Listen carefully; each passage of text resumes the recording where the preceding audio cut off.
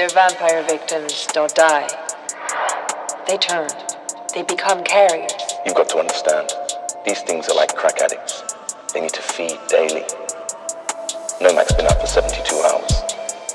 By our estimates, there are already a dozen reapers.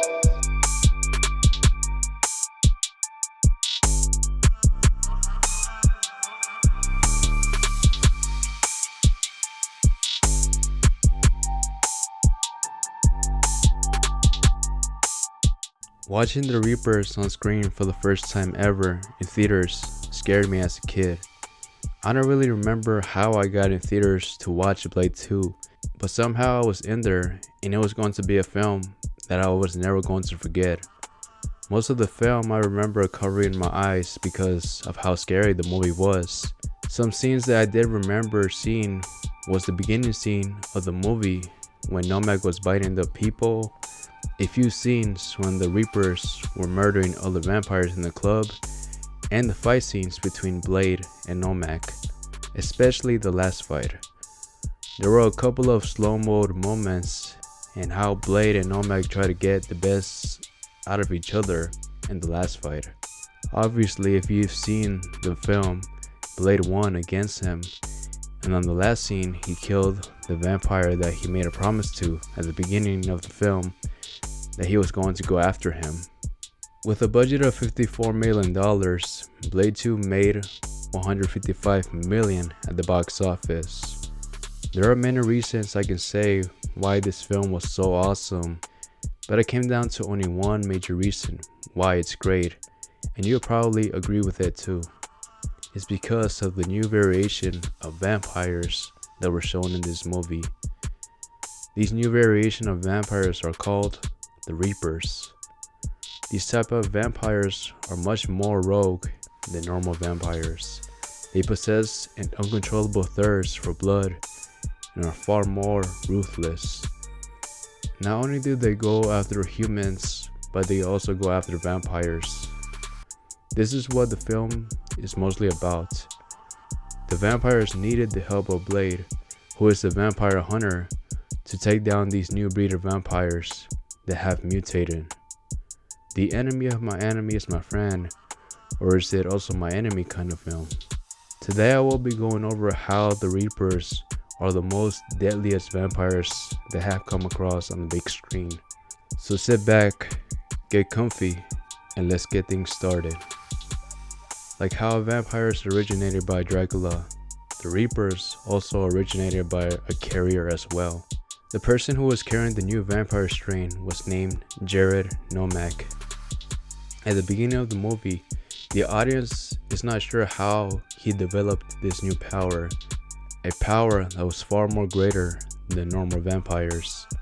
Close to the ending of the film, we got to find out that Nomac was born as a modified vampire. He was created in a lab by his father's blood. The Reaper strain that was inside of him wasn't a mutation that naturally happened to him. It was actually developed in a lab so that vampires were able to create a far more superior vampire against the human race. Little did they know that their own creation wanted to kill them as well. Nomac hated the vampire race and wanted to turn all of them like him.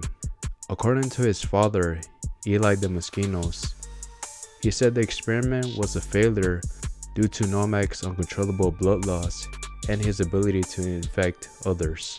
Nomac at the beginning of the movie was infiltrating a blood bank. He was posing as a blood donor the whole time. When the opportunity presented itself, Nomac took it and he started feeding on the nurses and doctors. This scene alone shows how Nomac is a terrifying predator, showing us, the audience, just how dangerous and unpredictable he can be. Nomac has the power to turn any human, even a vampire, to a Reaper. Their vampire victims don't die, they turn and become carriers. The thing is that they need to feed daily. One of the vampires mentioned to Blade that Nomac developed the Reaper strain for the past 72 hours. By that time alone, according to their estimates, there has been 1,000 Reapers that have been created, Hundreds of them could have been made before the week was done, and thousands within a matter of months. Since the Reapers had a strong urgency for blood, a lot more of them could have turned. The Blood Pack and Blade were completely outmatched when they first encountered the Reapers. The silver bullets didn't do anything to them at all. They were able to regenerate very fast. Not only the silver bullets were useless, but garlic was also ineffective. Blade used it against Nomac and it didn't do anything. The Reapers were also much more stronger than normal vampires. They were able to throw them across the room like they were nothing, and were able to twist and break their bones too. One other important thing I should mention is how they turn their prey into a Reaper. The tongue is what carries the virus. When a Reaper bites their victim, they use their jaws to latch onto their victim's flesh most of the time, targeting their neck. The fangs will penetrate deeply, injecting the virus into the victim's bloodstream. The infection takes about 20 minutes or so to spread into the vampire. They also go through a painful and irreversible mutation, making a full-blown Reaper. Their physical look changes as well, making them bald and look very sick. The same insatiable hunger that a previous Reaper had now affects them as well, and they also gain their abilities. With great power comes an even greater weakness. In this case, there's only one major weakness that a Reaper has. Its biggest weakness is sunlight. This is the only major thing that the Reapers had in common with a normal vampire. Their skin starts to burn them, and they will eventually explode. One other weakness Reapers have is their hunger for blood. Their metabolism requires them to feed constantly. If they don't feed on blood, they become weaker over time and will experience rapid physical deterioration. The huge downside of being a Reaper is that they cannot speak. The only actual person that can actually speak is Nomac, because he is the original carrier. Before Blade 2 came into theaters, the concept of the Reapers coming out in any other form of media was non-existent. The film's creative team, including the director Guillermo del Toro and screenwriter David S. Goyer, came together to introduce a new and more terrifying type of vampire that will challenge the Blood Pack and Blade in a unique way. The design, behavior, and the origin story of the Reapers were all created exclusively for Blade 2.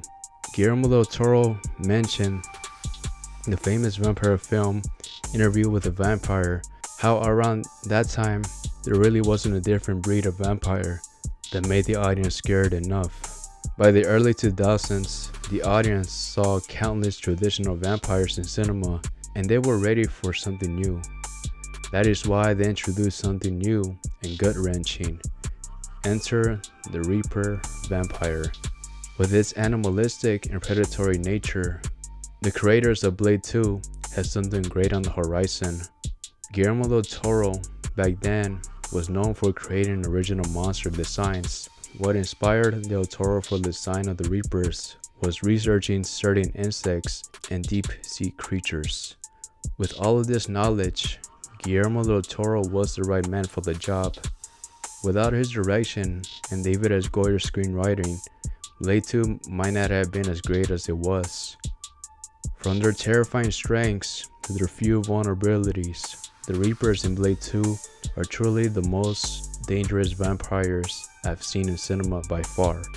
Even the vampires from the 30 Days of Night film might not have a chance against them. They regenerate much faster, and they are much more stronger, and they don't give up. Their thirst for blood and their near unstoppable nature sets them apart from any other type of vampire. At the end of the day, they are the ultimate predators that push the boundaries of survival, and most importantly, horror.